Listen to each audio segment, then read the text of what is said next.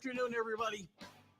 This is Keith Engel for Let's Talk New York Sports on the Let's Talk Sports Network. We're Dan Harris, our normal host, and the moderator for the show is taking some much needed time to rest up and get himself healthy as he needs to be. So our best wishes, of course, go to Dan. I know he'll see this. Maybe he'll even chime in here at some point. I did share this also to the Let's Talk, the TGI Sports Talk page live today, so that it would maybe we'll have a few more people in, and we can certainly play off your comments if you guys are with us today. We'll be covering the New York sports scene as we do every Tuesday, or boy, what a long week. Every Friday at 2 p.m. And I miss Dan today, but I'm going to fly through here solo this week, and hopefully whenever it is that we need to do so, at least until I go on vacation. But we wish Dan well on a speedy recovery. So we'll cover the Yankees, the Mets, the Jets, the Giants today, at a minimum, the Patriots a little bit, and we'll talk about whatever you guys want to talk about as well. So there's no lack of stuff going on in sports, right? Because this has been, this is September and October, and we got baseball coming to a climax in some situations. The NL East is a dogfight. Still a fight for one of the NL wild cards. Maybe an AL wild card will still come into play with Baltimore just 4 games back. We got the Jets and Giants both winning last week. Buffalo winning, the 2-0, looking like world beaters. So lots of great stuff, plus college football, which we don't cover on this show necessarily, but we do get into it. Maybe we will too a little bit more. If Syracuse continues to play well, and Rutgers can do anything. Rutgers with a game against Iowa tomorrow. We'll cover some more college football. I'll talk to Dan about that if the need arises. Hello, Augustin. I'll get it right, buddy. And hello to Alan. How are you today? And Alan sending his best wishes, obviously, to Dan, as I know Augustin is as well. We had a good show this morning on Are You Serious with Carlos, back and forth a little bit. We're on the same page a lot today, but we had a good back and forth about some of the topics we'll dive into here today. Probably a little more college football and than you'll hear here. I want to thank the team at Liberty Bell Smack for having me on last night. Mark Mancini, Sal Tartaglia, who's a huge follower of my shows, often contributes on Sunday mornings and sometimes on Friday mornings, and Marianne Costello, who is, I should say, the moderator of that show. I appeared along with, I'm trying to think who I was on with last night. Who was I on with last night? Help me out. I feel silly now. Austin Haynes. Yes, Austin had a great message, by the way. We talked some sports, and Austin, who is a life coach, life and business coach, gave some great life messages last night. So catch that. You can catch it on my Facebook pages, TGI Sports Talk. You can also catch it on my personal page. But you can tune in there, too. They're live on WWDBAM Talk 860 out of Philadelphia. So we had a lot of fun, and Mark contributes to my show, obviously, a lot as well. Anyway, let's dive into some sports here in New York sports and see what's going on. What do you got here, Augustin? New York Yankee playoff. Now, they're in the playoffs, yes. They have not yet clinched the division title, but they did clinch a playoff spot last night with their victory over the Red Sox. Some good stuff going on with the Yankees. They're finding a way to win some games, and not necessarily with the long ball. Like to see Stanton hitting better, but we got the excitement of Aaron Judge chasing a triple crown. Right now, he leads in all 3 triple crown categories: batting average, RBIs, and home runs. He's running away with 2 of the 3. The batting title will come down to him and Bogarts. And I'm trying to remember who he was in a dogfight with. Where's that other kid from here? Bear with me a second. I had it. Let me pull it up here. I'm going to say the kid's name wrong, so I apologize. Luis Arraza. Nah, there's no N at the end of that. Arraez.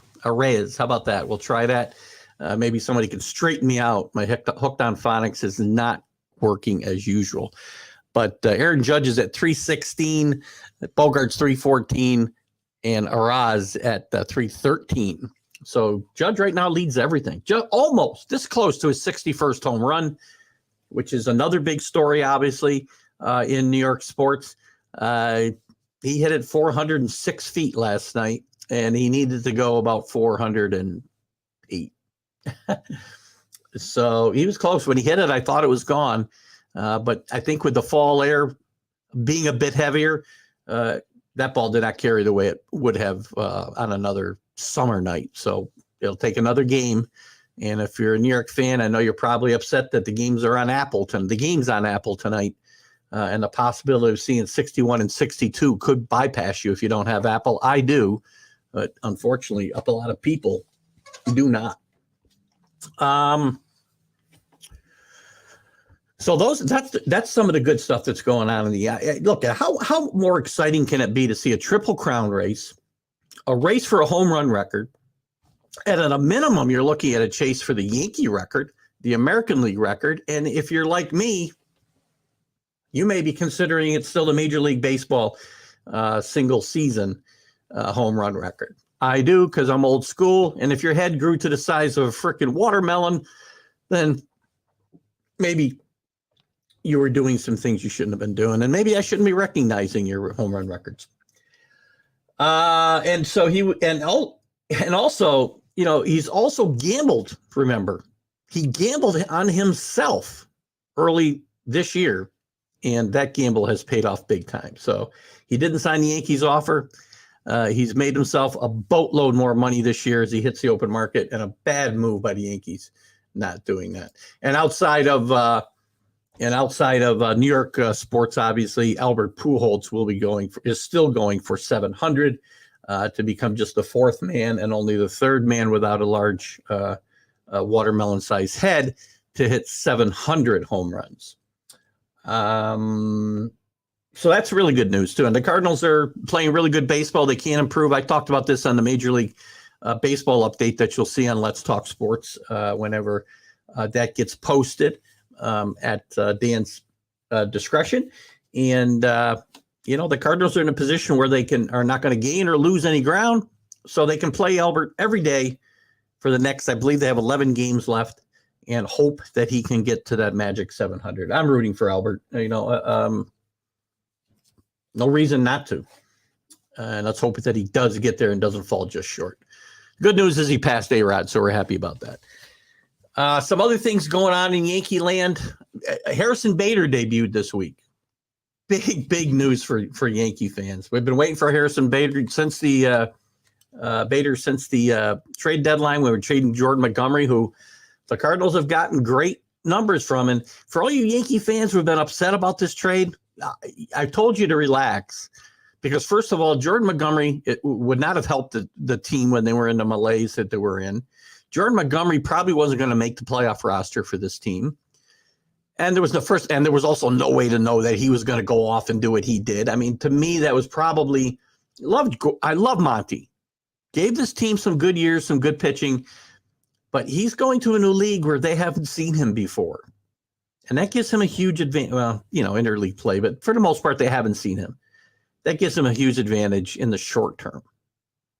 And maybe he'll help the Cardinals right through the playoffs. But Bader was a guy Yankees wanted, a Gold Glove center fielder who's already shown in just 3 games this week. His first game was Tuesday. He's got 6 RBIs in 2 games. He's 4 for 11, playing good defense in the outfield, and he will be an important cog, I guarantee you, in the playoffs, because the Yankees need better outfield defense. They need better infield defense as well. They need to turn our defensive effort around, which I think they have. The last 10 games has been much better than it was previously. But Bader will help that. He'll help them. You know, he's a speedy type guy who can help manufacture runs, which the Yankees have not really been able to do this year or in playoffs past. They live by the home run, they die by the home run. Not a way to win world championships, not a way to beat elite pitching. So let's hope the Yankees can benefit from that. Some on the good news, Zach Britton is pitching back on the active roster, I believe. Let me get to my notes here. So Zach Britton is back in the bullpen. He'll get some work here these last 11 games and see if he's going to be able to be on the roster. And he may need to be, as Wandy Peralta, who has been a very, very versatile guy out of that pen and done a really good job for the most part this year, is on the IL now. So Britton may become more important than we thought he'd be. And, the Yankees, these last 11 days, 11 games, 12 games, what do they have? Let's see. So everybody's between 11 and 13. I want to say the Yankees have, where's the standings here? The Yankees have 13 games to go. Wrapped up the playoffs, as Augustin said earlier, and they basically got the division wrapped up. They have a 8-game lead on the Blue Jays in the loss column and a 9-game lead on the Rays in the loss column. It would take a monumentally historic collapse to lose this lead now. And I don't see that happening. So the Yankees are in a position where they can, and they probably aren't going to improve their position either. They're not going to fall behind the Guardians, and they're not going to catch the Astros. So they can rest some people, get them healthy, figure out people's roles in the playoffs, both in the lineup. Josh Donaldson playing very well, for instance, at third base. Hopefully we get DJ healthy for the playoffs, and it's going to be a matter of who's going to play well. Somebody's going to be on the bench every game between if LeMahieu's healthy, Donaldson, LeMahieu, Torres, Rizzo, and one of those four will probably sit each game. Somebody's going to have to sit of that group because Stanton hopefully will not be playing the outfield, and Bader will be playing center field, Judge in right, and of course left field still a little bit up for grabs because we don't know for sure whether Benintendi's gone. I have not seen an update on him, whether he's in or out. So that's one of the question marks that still remains for the Yankees. Other than that, man, it's just chasing, getting that bullpen in order and figuring out those roles for the playoffs. And again, Severino is another guy who's standing out there is in limbo a little bit. He comes back. He'll likely pitch out of the bullpen if he comes back after his long layoff now. Although I'm not sure who the fourth game starter would be for the Yankees in their series. I mean, obviously, you've got Cole, you've got Nestor, you've got Teon, and then Mantau is on the disabled list. So we're going to see what happens with him, whether he'll be back, and do we even want him back? He has not pitched well. I won't care at that point. It's not going to matter. Alan, they could get a 4-game sweep in Texas. I don't know. Or Judge could be going for a 70th home run for all I know in Texas. So, again, Yankees need to get everything in order for the playoffs. The Mets, a little different story for the Mets. The Mets have a 1.5-game lead over the Braves. Whether you like the wild card or you don't like the wild card, it's funny. College football, I want an expansion, and Major League Baseball, the NFL, we got enough team in the playoffs. I like the days where a division race actually meant something. This would be a historic division race. These teams are probably both going to win 100 games, but they're both going to the playoffs. So there's nothing at risk other than having to play that first round wild card where you're going to get all 3 games at home. So is there danger there? Sure there is. Is it the end of the world if they lose? Absolutely not.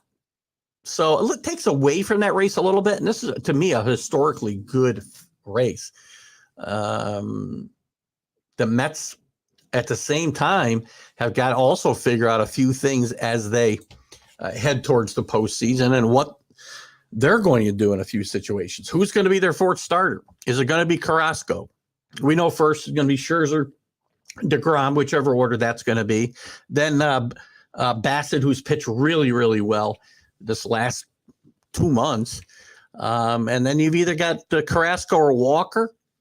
Could there be an outsider there? Maybe. And I don't think it's going to be McGill. He sat out too long. I don't even know if he'll make the playoff roster. My guess would be it'd be Carrasco, because Carrasco's got some experience coming out of the bullpen.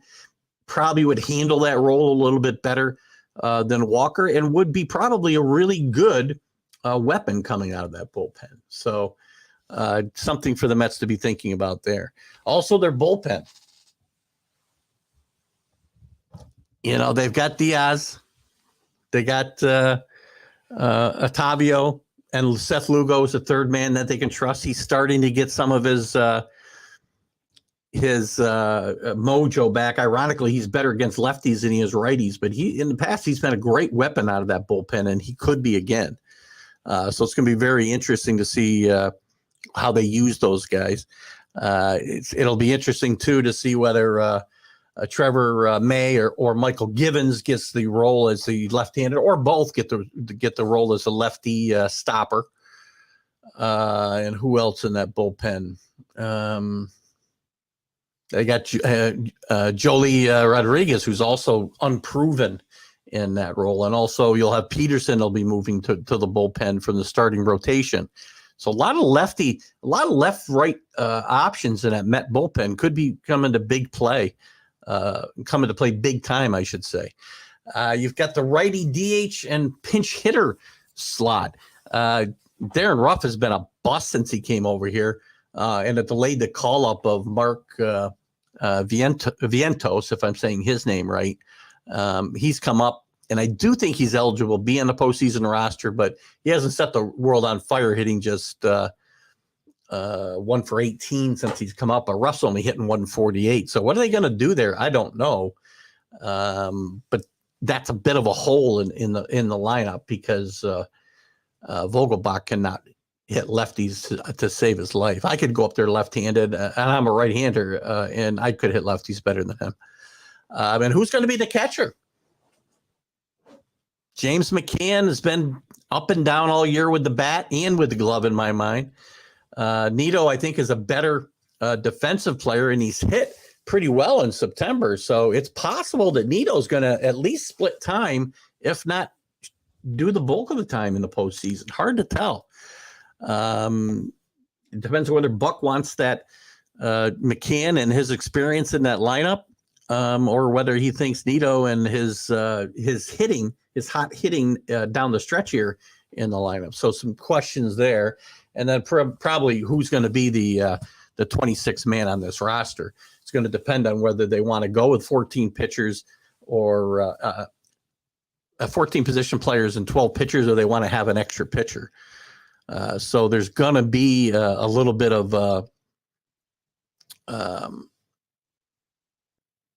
there's going to be a little bit up in the air yet about that 26th man on that roster. So we'll see what they do there.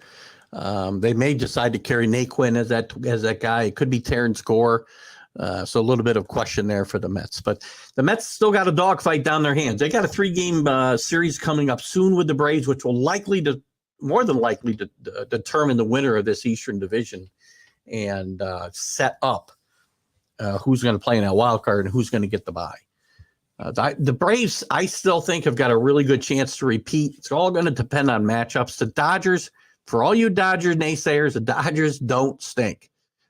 The Dodgers have found a way to lead the major leagues in runs scored with 4 guys hitting around 200 or less that are in their lineup fairly regularly. So that pitching has been so good. But the Mets have really good frontline pitching. The first 2 guys, of course, and Bassett. The Braves aren't that far behind. This is where the Cardinals and the Padres really come up short, and the Phillies. Phillies are okay with Nola and Wheeler, but after that, it gets scary.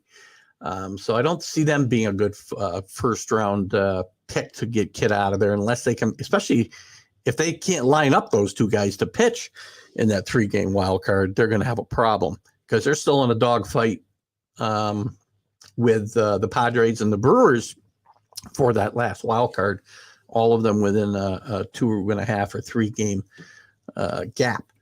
So lots of stuff still up in the air as far as the that wild card in the NL, maybe the wild card in the NL, and then the National League East. But the winner or the loser of that battle, as I said, makes the playoffs. What else did we want to talk about? And, again, I can't say enough about the year Aaron Judge has had.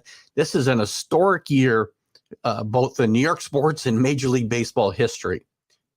Aaron Judge has been on a tear all year, but especially the second half. He's carried this team. And if you don't think he's the MVP, you are not paying attention to understand what the word valuable means. I talk about this on a lot of shows, and, some of my guests, Neil Bush, who follows my show a lot, thinks Ohtani's greatly overrated. He's overrated in the sense that outlets like ESPN talk him up like he's the only guy who could be the MVP in baseball.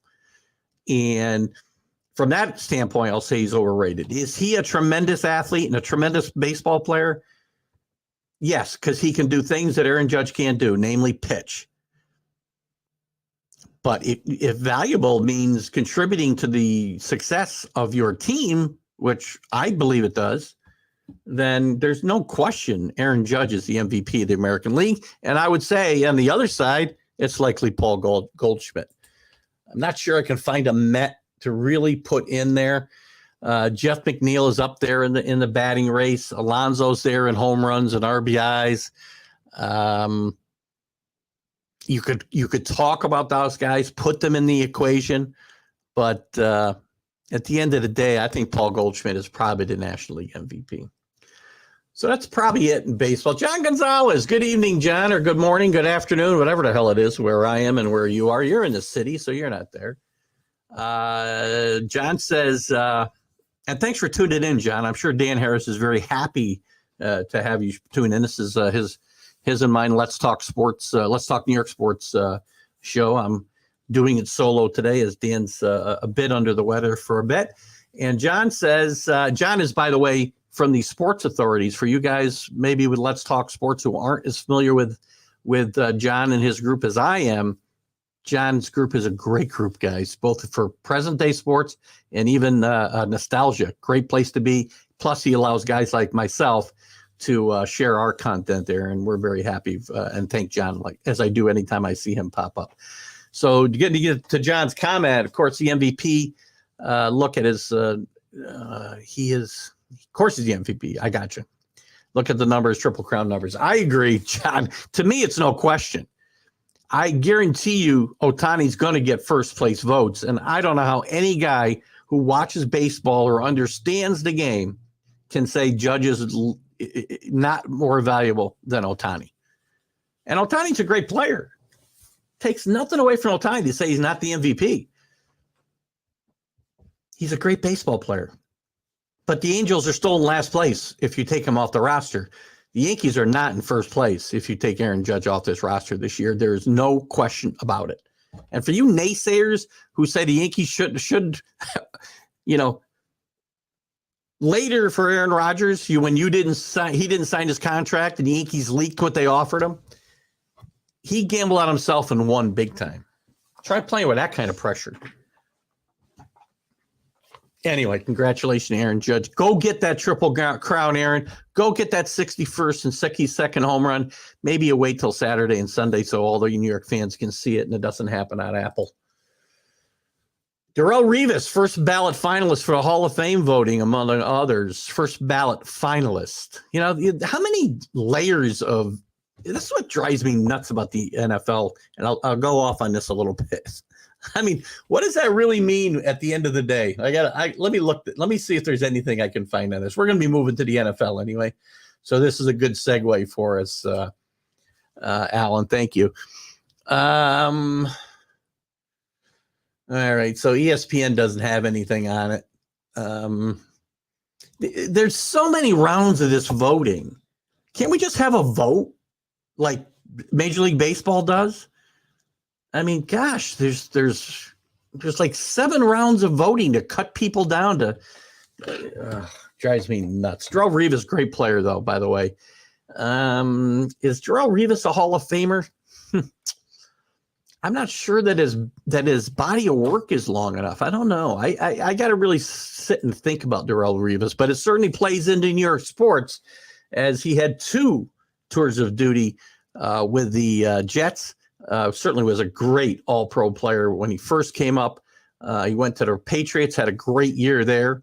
I'm not sure. I think he might have gone to Tampa Bay for a year after that, and then I think back to the Jets. But a great player. And I guess as I'm thinking about it, he's likely, I guess my gut reaction would say yes, but I got to look deeper into it, see if that's exactly the case. But let's move on to the New York sports. We're going to start, and Dave Guyette may not be with us today, but we're going to start with his Buffalo Bills. Guys, Buffalo and a big matchup with Miami this week. I know it's 2 weeks into the season, but Buffalo has beaten teams by a combined 72-17. They got the most points scored in the NFL. They've got the least points allowed. They played a Tennessee team that is not firing on all cylinders, obviously, last week. They played a Rams team that looked like it had a Super Bowl hangover, and it was week 1 in the first week of the season. And we jumped to too many conclusions early in the year. This is a team that I'm not want to necessarily pump up because they're a direct rival of my New England Patriots. This is the best football team that I've seen this year. And if they continue to play like this, this team is going to be very hard to beat. Josh Allen's playing at a different level. Josh Allen is doing things that he has not done in the past. He's picking out. He's not just, and that's not to say Josh Allen hasn't been very, very good the last couple of years. He's been great, but he's right now the best quarterback in football because he's also taking what the defense gives him. I watch him in that Rams game, and there's times I thought I was watching Tom Brady, the way he would just find the open receiver. And then when plays break down, he can take over. Plus, he's got the design run calls that a guy like Brady can't do, and even a guy like Mahomes can't do. Mahomes runs out of necessity only. Allen is a weapon back there. And I'll talk about that in a second, Alan. There's no weaknesses. Running the ball is still a bit of a weakness, but the offensive line, I think, is better. Allen's gotten better protection. I might take a better care of my quarterback late in games with a big lead and not let him run the ball so much. He's got to learn that. I don't want to see them. Again, as a football fan, I'm never going to root for a guy to get hurt because it helps my team. That's just not how I'm built. I know there are people out there that do it, and God bless you. You can sleep at night, and that's your thing. But I don't want to see Josh Allen get hurt. He can't take that out of his game. I get it. When games are on the line, that's a great talent, and it's a great weapon. Just got to be careful that when you got games in hand, you don't get out of hand, especially when guys are looking to take a shot at a quarterback. I'd be very, very careful of doing that. So right now, the Bills, though, are firing on absolutely all cylinders, and there is zero reason to think this team is not going to continue to get better. Von Miller's been a great influence on that defense. Can he stay healthy? Can he play at this level all year? If Leslie Frazier is smart and picks the spots for him, then I think he can, yes. The running game still needs to get better, but they're averaging 4.5 yards a carry, by the way. Allen's is the second leading rusher. So, again, that's as long as he's not leading the team. Singletary does lead the team with just 67 yards. James Cook didn't have a bad game here in his second game after going into the witness protection program after a fumble in the first game. So I think the Bills, they've run for a couple hundred yards in 2 games. They don't need to run the ball like other teams when you've got a weapon like Josh Allen. And Diggs and him are just on a different level right now. Plus the weapons he's got elsewhere. Gabe Davis, Isaiah McKenzie, Kumero's been good. Knox, the tight end's been good. This team's going to get better. Big game. I think you're going to see Miami up against it this week. Miami with a not so great win over my Patriots on week 1, up and down. Patriots, look, I don't want to take anything away from a team that wins a game, but the Patriots did everything they could to give them that game. Strip fumble for a touchdown, late touchdown in the first half with bad coverage and a bad tackling. And other than that, we got a ball game. So, and then last week they did come back from a big deficit, but they put themselves in that deficit. Do not forget. So we got a couple comments here. Let's take a quick look here. Oh, let me go back to the beginning. Rams did almost blow a 28-3 lead before. A little ironic, yes, from my standpoint, because I've been in that position. Problem is, you want to make sure you're down that much with 5 minutes left in the third quarter, and that's how you come back from those games. Some people will understand what I'm talking about. Bills defense will shut a lot of people down. Agreed. There are people like the Mad New Yorker who doesn't seem to be with us here this afternoon. Does not quite believe in that Buffalo defense. That Buffalo defense was ranked very high last year. Had a meltdown in the playoffs. I get it. This is not a bad defensive unit before Von Miller got there. And the type of experience that he brings to this team is you can't put a value on it. John says Buffalo is so definitely by far the best team this year. You expect they'll stumble. Everybody stumbles. But you think they'll stumble like they have in the past, and it will not win the Super Bowl. Look, this is why we play the games, John, and you could certainly be right. I did pick the Bills and Rams to meet in the Super Bowl and the Buffalo Bills to beat the Rams. Right now, I have no reason to think that won't happen. I understand, believe me, there are 15 games to go because I'm looking for my team to get better. And hopefully be one of those teams that beats the Bills later in the season. And the Bills are going to slip somewhere. Nobody can keep this pace up. I doubt we're ever going to see an undefeated team again just because of parity, the lengthening of the season, the less intensity training camps, which allow for more injuries, which we've seen plenty of here in the first 2 weeks. So there's no guarantees anywhere in life. But before the season started, I thought this team would be on a mission, and so far they are. We'll see. But they are the Bills, which I understand. Dan Harris stops in to say hi. Good to see you, Dan. Glad to hold down the fort for you, and hope we can do the show justice without you. It's not the same here without my Friday afternoon cohort, so we miss you. Get better, and we hope to have you here soon for sure. John, Miami can score points, but their defense is not that good. It's funny. I thought the defense would be one of their stronger suits. And by the way, letting Brian Flores go is where we knew that would probably suffer. But again, that's a choice you make when you choose a second-tier quarterback. Sorry, Tua is just a second-tier quarterback. It doesn't mean he can't win in the NFL, but he is not on the Josh Allen, Mahomes, Herbert level. He just isn't. But when you choose your quarterback over your head coach, who's been very successful up until that point because he won't lose football games for you and whatever else went on, this is what happens. Your defense takes a step back, and it will hurt your team. I do not think Miami is the second best team in this division. I still think it's the Patriots, and I do think the Jets will finish with a better record than the Dolphins, assuming Zach Wilson gets back in a decent amount of time. Bills defense was top ranked last year, and they're even better now. Agreed, Allen, as I said, had a hiccup in the playoffs, a big hiccup in the playoffs, obviously. But I do think this is a really good defense, and Von Miller, as I said, brings some experience and stuff that they didn't have before. Winning experience, by the way. He would be the first player, I believe, at least the first defensive player ever to win, if they were to win a Super Bowl, ever to win 3 Super Bowls with 3 different teams. Eagles may get in over LA. Listen, again, I got to see more out of Philly too. If I can't get excited, if I'm not going to be allowed to get excited over Buffalo, which I've been told several times in the last couple of weeks, don't get so excited.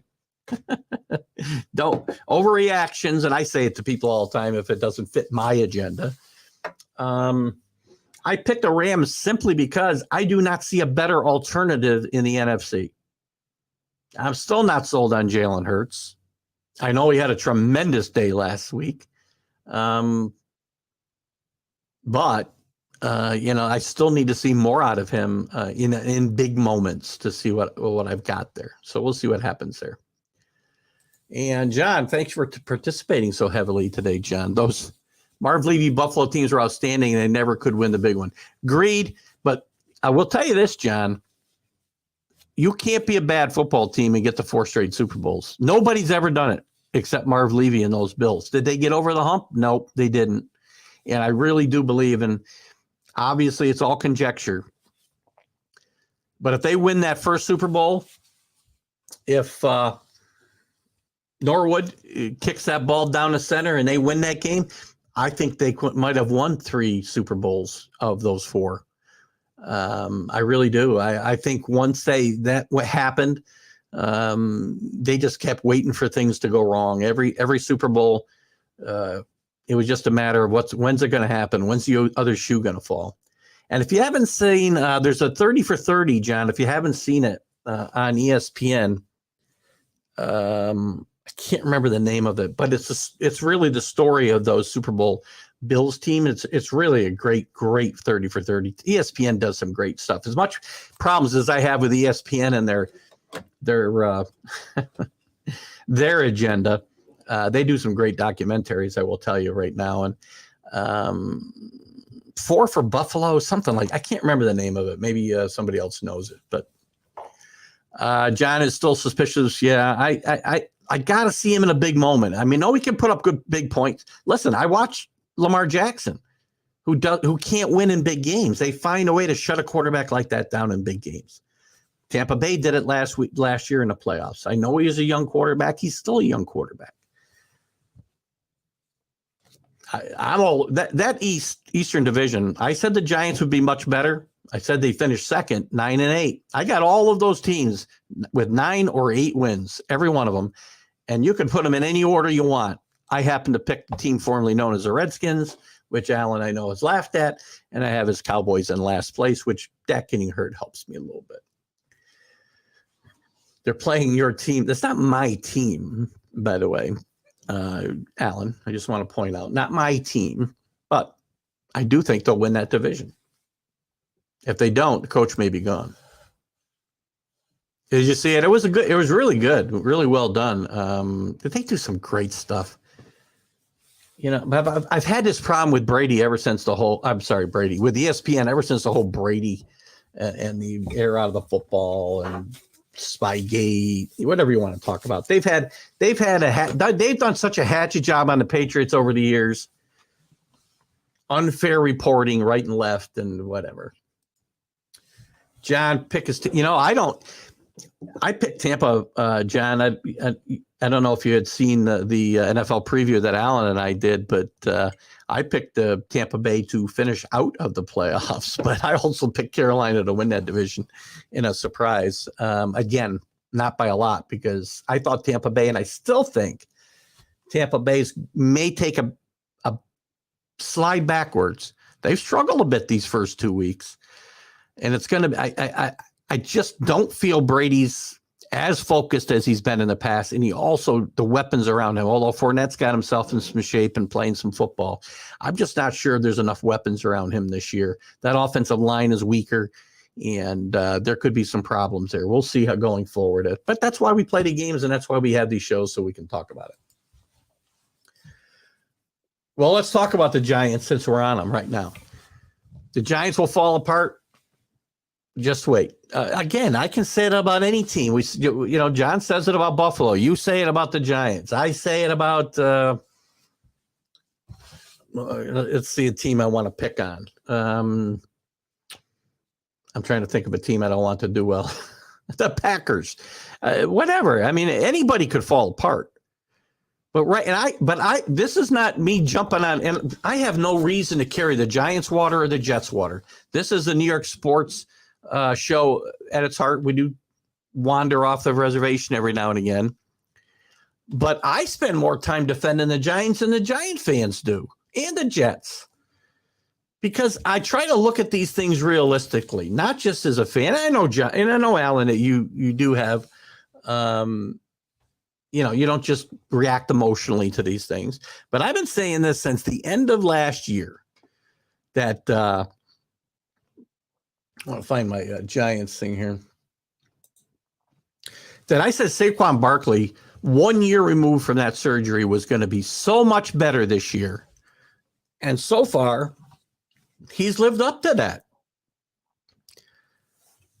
Not quite as good last week as he was the week before, but he's still got 236 yards rushing. He's averaging 6 yards a carry. He's got a touchdown. Daniel Jones, passing rating is 99. Now he's not throwing a lot, but did you think he was going to go out there and throw the ball a lot? I didn't. I said if there was going to be a coaching group that was going to get this guy over the top, it would be this group. And I will say again to Giant fans, you keep penalizing Daniel Jones for one reason. He was a number 6 pick in the draft. If Daniel Jones had been picked in the middle of the second round, late in the second round, you'd have a whole different view of the progress Daniel Jones has made the last 3 years. Now they're not asking him to go out there and win games. Let me show you Daniel Jones's numbers over 2 games. 70.9 completion rate. Only 182 yards a game. And his quarterback rating is 99. Now, one concerning number, he has been sacked 8 times. 1 interception. And I don't believe he's lost a fumble. Don't know if I'll see that in this, what I'm looking at here right now. But again, he's not turning the ball over. This is a big game Monday night for the Giants against the Cowboys. Big game. And I think the Giants will beat them. Dak or no Dak, you put Dak in there, I'm telling you this team has got a chance to win this game. So you naysayers, I've never said that this team could not win with Daniel Jones. I saw the growth last year. I said it on this show. I don't talk about Daniel Jones a whole lot on my shows because I don't have a ton of Giant fans that get in the conversations. So we get into him here, and I find myself defending him. Jones a disaster. John, did you just hear the numbers I said? 39 completions and 55 attempts. That's 70, almost 71%. That's good on any level in the NFL today.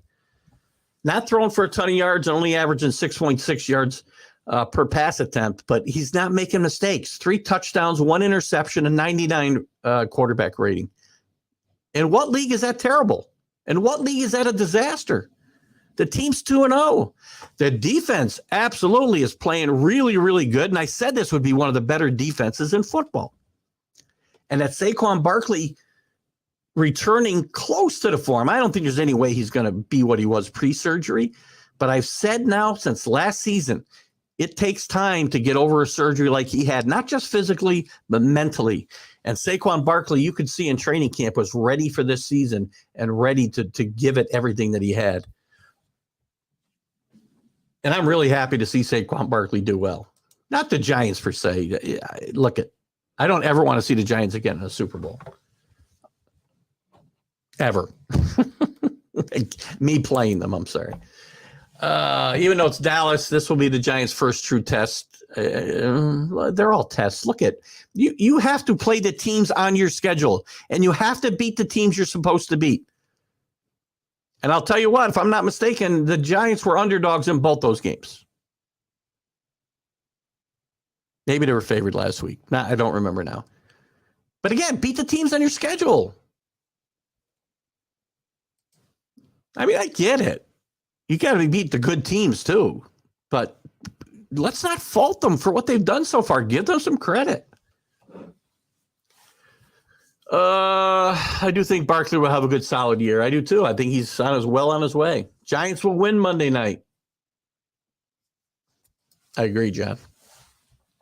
And say what you will about Cooper Rush, which I won't say much about Cooper Rush because I don't have much to say about Cooper Rush. What do we know? I don't think Cooper Rush is a team you want playing a whole lot of games for your team. You saw a really good Jacoby Brissett last night, didn't you? The best that Jacoby Brissett can be, probably. He's a good guy for a short period of time. You do not want him carrying your team for any significant length of time. And hopefully for Dallas fans, Dak will be back soon. Yes, he's done what's asked of him. Again, can they survive this? Again, this isn't all about Dak not playing. I did not like Dallas with Dak, and I'm a Dak fan. Your owner needs to sell the team. We're not going to spend a lot of time on Dallas because this is a New York sports show, but it's the Titans and the Panthers. Give it time. I will give it time. I'll give it all the time I need to. Again, I'm not rooting for the Giants or the Jets. I'm watching these teams objectively as an outsider without, I don't have any dog in this fight at all, except when the Jets play the Patriots, of course, but he's Dave Bronklum. Oh, God. Well, numbers don't tell everything, John. I will give you that, right? You got to, the eye test is more than that. But I've watched this guy get better. And I don't think, John, I don't think you can deny that a big part of Daniel Jones's, the stigma on Daniel Jones and his growth pattern is because he was picked 6th in the draft and not in the middle of the second round. Again, hindsight's 2020, right? And by the way, John, I'm not going to tell you this guy's ever going to be Patrick Mahomes or Josh Allen. I'm not telling you that. I think this guy is a capable NFL quarterback. Managing a game is all they're asking him to do. They're going to put the load on Barkley and Jones in that running game, and rely on that defense to give them good field positions. So we'll see. 23-20 Cowboys. I'll make it. No, I don't know. What do I want to make it? I don't want to make it anything. I'll call it Giants. I'll give you the same score, Giants, 23-20. Let's move over to the Jets before we run out of time here. You guys are lucky. We spent so much time on New York sports today, we won't get to the Patriots probably. Well, we'll try. Look, the Jets got a gift last week for sure. We talked about it this morning on the Mac and Jack show. Nick Chubb, who I'm happy he scored a touchdown because he's on my fantasy team, but Nick Chubb falls down on the 1 yard line last week. The game's over. Now, Alan, I think it was Alan said that, you can't blame Nick Chubb. Well, I can, because at that moment, even though the Browns had done plenty to blow a lead before that, in that moment, the most important play of the game was at that point in time, and he didn't sit on the 1 yard line and let the clock would have run out. The Jets would have had no opportunity to come back and win this game. But, interesting, again, numbers I can turn numbers to say whatever I want, right? At the same time, I say Daniel Jones is progressing. I'm going to say Joe Flacco, this team's going to not win with Joe Flacco having to throw the ball 50 times a game, which he's averaging 50 passes a game. But he's got 5 touchdowns and an interception and a passing rating of 90. And I wouldn't say that was going to be good based on what I've watched of Joe Flacco play. Now, have I watched every single play of the Jets or the Giants? No, because I've been focused on my team and they played in the same slot. But I go somewhere to watch where every single game is on, and I try to catch enough of all of them to get a feel. And I've had the exact different feel of Joe Flacco that I have for Daniel Jones. So I can understand where we say, I can make the numbers say whatever I want. But the Jets are going to be better. Are the Jets going to compete? On the Mac and Jack show today, we talked about that they were going to, the Patriots and Jets would be battling it out for last place. I think the Patriots will get it back together. I said September would be ugly. They find a way to win this game this weekend. Even if they lose to the Packers next week, they got 4 winnable games after that. This team will slowly get better, as Bill Belichick's teams do. And if they're in the hunt in December, all bets are off, boys. As far as this Jet team goes, they need to get Wilson back. I mean, Flacco is a good guy to have on the roster carrying a clipboard. Back to the Giants. The Giants O-line has improved. Still 8 sacks, though, in 2 games. Not great, but better. SE34. Man, you look like my grandpa. Oh my God. I'm sorry your grandpa's gone. I don't mean to laugh, S34, but I am really disappointed. It's the first time anybody said I look like somebody's grandpa, and I hope that's a good thing. I am a 62-year-old man, so I should get used to this. And I had my first granddaughter just on Tuesday. So, you know what? I have to tell you, S34, to get off the topic a little bit here. Sorry, guys. I miss my grandpa, too. My grandpa was a great influence in my life. And I'm 62. He's been gone a long time now. 23 years anyway. Had him for a long time. And I do miss him too. So thank you. I had to laugh because I've not been told I look like anybody's grandpa before. So, I feel for you, and I'm glad you got those thoughts in your head about your grandpa. And I hope I could bring back some good memories for you today. I had some other guys comment on one of my other shows that I look like some guy. I have a feeling they were making fun of the way I look, which is fine. I have no illusions of grandeur in that department, but they were having some fun at my expense, so I played along with them. Could the Jets beat Cincinnati this week? Look at this in the NFL. Anything can happen. Cincinnati is playing such bad football right now. That offensive line is in such disarray. They ought to be happy just to keep Joe Burrow healthy. I do think Cincinnati is going to turn around a little bit. I think that AFC North might be one of the worst divisions in football before it's all said and done if Cincinnati doesn't get this together. So the Jets will have a fighter's chance this weekend. But I just got to believe. I just have a hard time seeing Cincinnati 0-3. John says, I will say to the Jets, they finally have a blue chip. What a great game out of Wilson last week, right? Corey Davis has played well at the same time with 8 catches already. 14 targets. Wilson with 12 catches for 154 yards and a couple of touchdowns so far. Very good draft selection. The Jets have been building this team the right way through the draft. Few key free agent pickups here and there.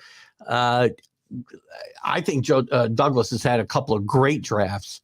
I think Michael Carter, you're going to see keep emerging as a pretty good back. He's averaging 5 yards a carry. They've got to stay in games to be able to utilize that running game. Him and Breece Hall, I think, are a really good pair back there who really complement each other well. But they did a great job at wide receiver the last couple of years because you talk about Wilson, John, but Elijah Moore, I think, is going to be a star in this league as well. And a lot of this might come down to how well Zach Wilson develops, obviously, as well. 62 is the new 42. All right. I'm with you, John. I hope 72 is the new 42 when I get there. So we'll just keep holding my ground, Thank you for that. The Jets beat Cincinnati last year. They did, and maybe they should play White this week. Was it Pat White? What's his name? Pat White or Mike? I always want to say Mike White, but I think it's Pat White. A great game out of him, a career game, and that's probably going to be the memory that he has for his entire NFL career. But anything could happen. And and Cincinnati was playing better last year than they're playing right now, obviously, as well.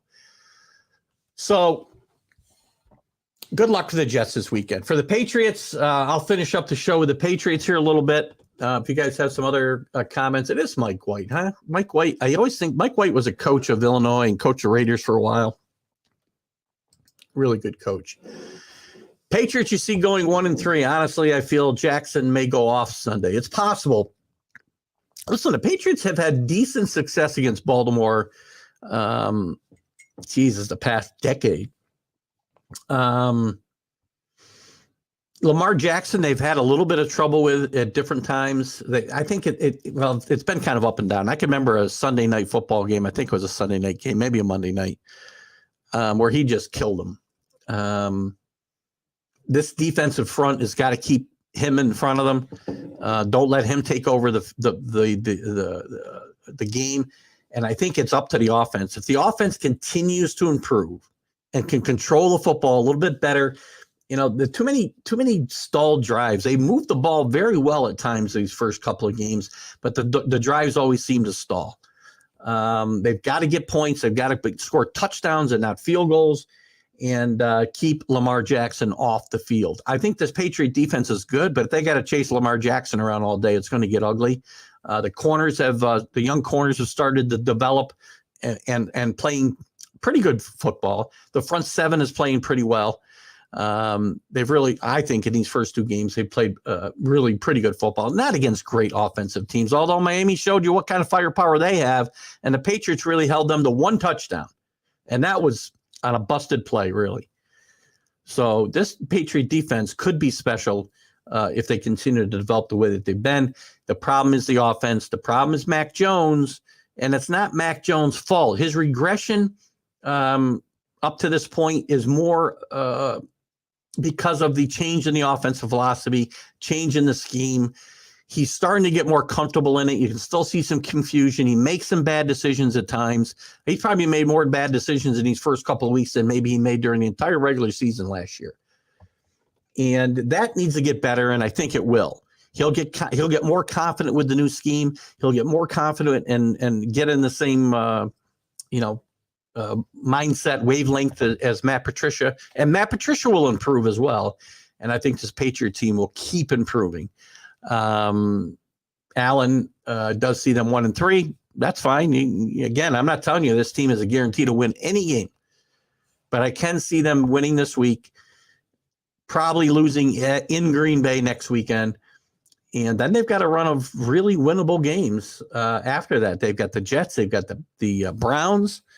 Who else do they have? Hold on here. Crap. No, I lost my. There we are. Patriots schedule. They got Detroit. I know you love Detroit, but I think they'll beat Detroit at home. They got Cleveland. They got Chicago. They got New York. And then they got the Colts, which I wasn't counting a winnable game. So over those 5 games following this first 4, every one of those games will be winnable for the Patriots if they continue to make incremental improvements.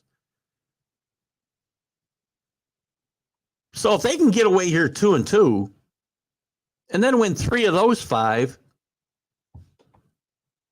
well, now you're starting to look like something as you head into the end of October, early November. Then they get the Jets again.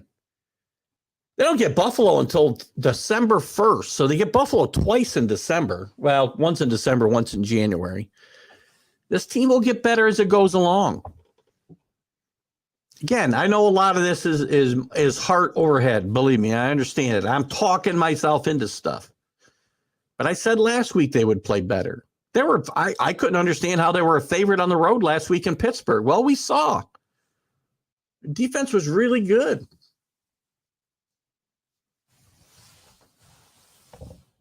Mac Jones needs to get confident in this scheme. Matt Patricia needs to trust, himself in the play calling. His play calling was much better last week.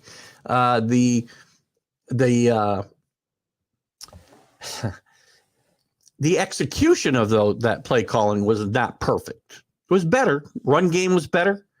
They had a big play to Aguilar, who had a really good game, probably his best game as a Patriot.